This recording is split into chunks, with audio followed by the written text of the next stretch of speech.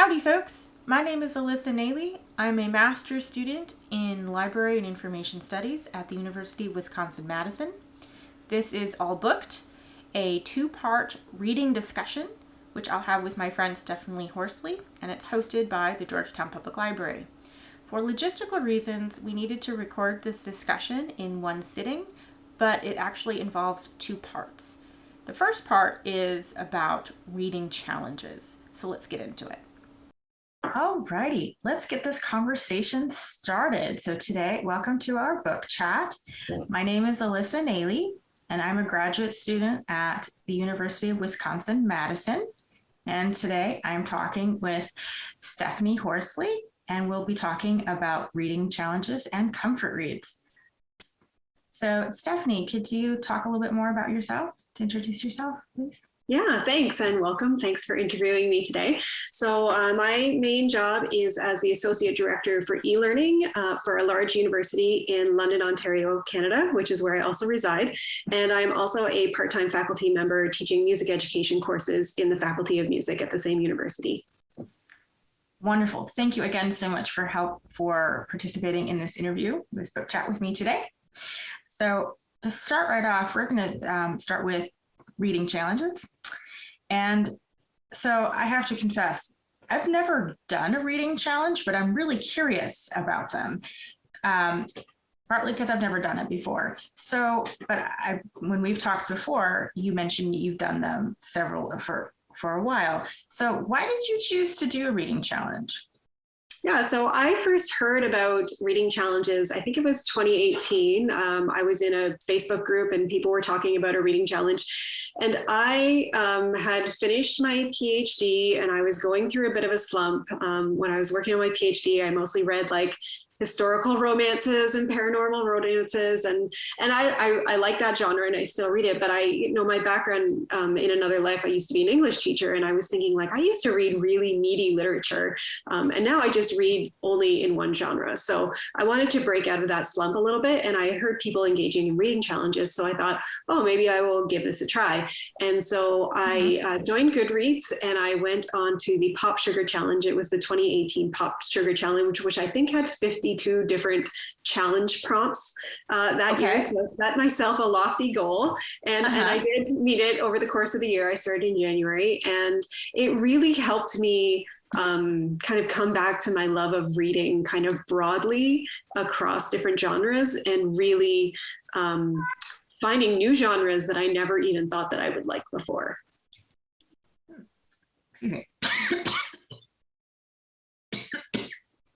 Beg pardon. So what did you like most about this particular reading challenge when you did it in 2018?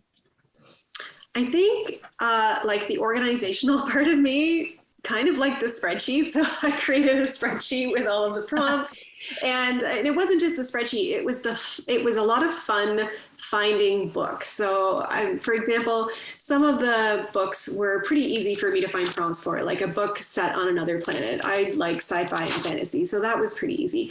But things like a book about or involving a sport, nonfiction wasn't something I really read at the time.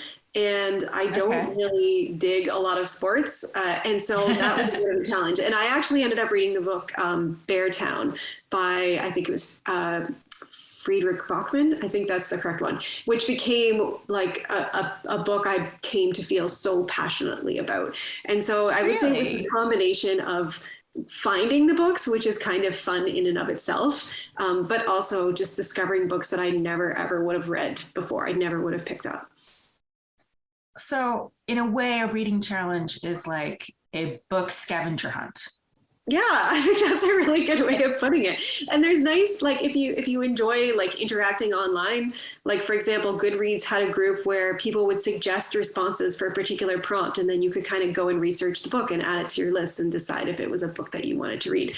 And so you also I got connected more with the community around the book challenge too, as I was trying to find books to fill these various prompts. Oh, the community angle. That sounds really cool. Mm-hmm. Yeah, sometimes you think of reading as a solo activity. You don't think of it as a communal activity.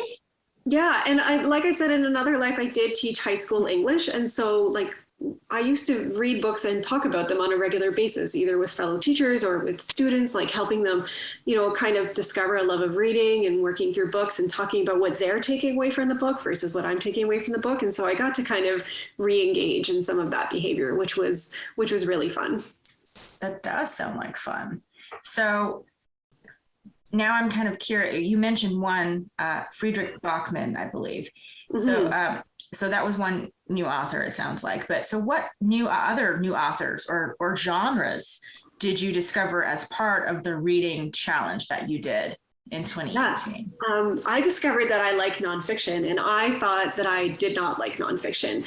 Really? Over the few years I've been doing reading challenges, I've read books like The Immortal Life of Henrietta Lacks, which is about a woman I've heard of that book. Yeah, she's responsible for a lot of the cells that we use for modern medical advancements, including fighting cancer. And she was a poor woman in the Black South, and her cells were taken without her knowledge and reproduced. And so there's also a social justice theme through this. A lot of my reading, I like social justice themes that kind of looks at the morality of this behavior and the historical treatment of people who weren't able to advocate for themselves.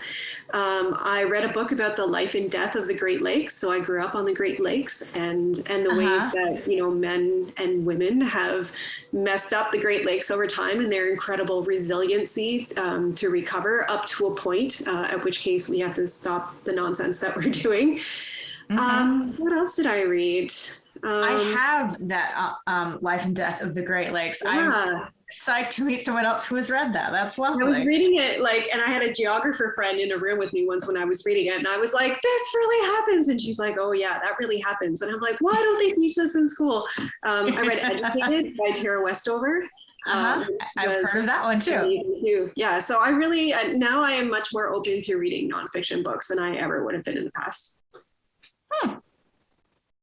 Interesting. So that's something that I didn't expect, because when we were talking about different genres, but finding the right nonfiction that interests you, that in of itself, it can be a challenge.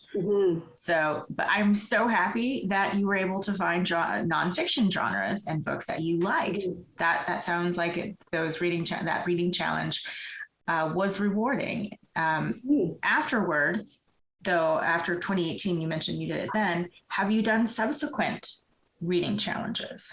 Yeah, I have done either Pop Sugar or Read Harder every year, except for 1 year. I took 1 year off. I think it was after maybe 2 years. I was just feeling like I was ready to self-direct my own reading for a year. And I had a whole bunch of books piling up on my shelves and in my e-reader and in my audiobooks. So I was like, I'm just going to work my way through my list this year. But then I went back to it because I really do like the way it allows me to expand what I'm reading, but also there's usually enough leeway that if you have a book that you really want to read, you can work it in there. One of the things I've been really trying to do lately is expand books by authors of color or BIPOC authors and Indigenous authors in particular. And so the last book of the Trickster trilogy came out this year, which is a Canadian trilogy by an author named Eden Robinson. And so I used my reading challenge this year to kind of go back through the first two books and then read the last book as well. And I think the prompt that inspired the last book was a book published in 2021. So I was like, oh, I'm gonna read that. And then I could kind of find ways to slot in the other books. So okay. It's not too restrictive. Well, it does sound like it gives you a lot of play, and that you can, and particularly with the community angle, if you initially find something that doesn't work for you, you can find something else that does. And it does sound very exciting that you can find new books that you wouldn't normally read, or in a way challenge you to think about new perspectives. That does sound really, really exciting. Is that something that you normally like to read? Is something that challenges your perspectives? Yeah, that I would say that was where I started when I realized that I had kind of gotten into a one genre slump. And again, nothing wrong with the genre. I still include, paranormal romance books on my reading lists. But I didn't want to be there all the time anymore. I wanted to go back to those books that kind of challenged me more and made me think more beyond the next love scene in the book, or Yeah. et cetera, et cetera. So yeah, I really would recommend a reading list or a reading challenge to anyone who's interested in doing it. There's so many different ones. Mm-hmm. And I mean, it's not, yourself monitoring here. So Mm-hmm. if you try it for a couple books and you don't like it, nobody's keeping you to it. You're always free to go off and read whatever it is that you want to read and not stick to the list anymore. That's extremely true, and that's good advice. Thank you. And that concludes part 1 of my discussion with Stephanie about reading challenges. Tune in next time for part 2 of our discussion covering comfort reads. Until then, I'm Alyssa Naley with the Georgetown Public Library. Thank you for joining us for All Booked, and we'll see you next time.